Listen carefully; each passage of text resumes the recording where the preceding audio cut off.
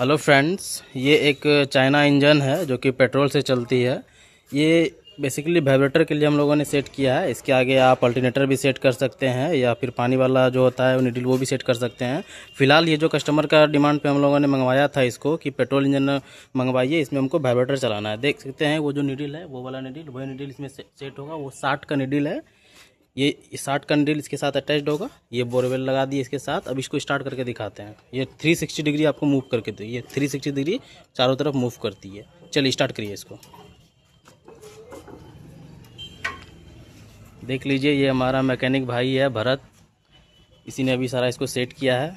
अभी स्टार्ट करके भी आप लोगों को दिखाएंगे ये।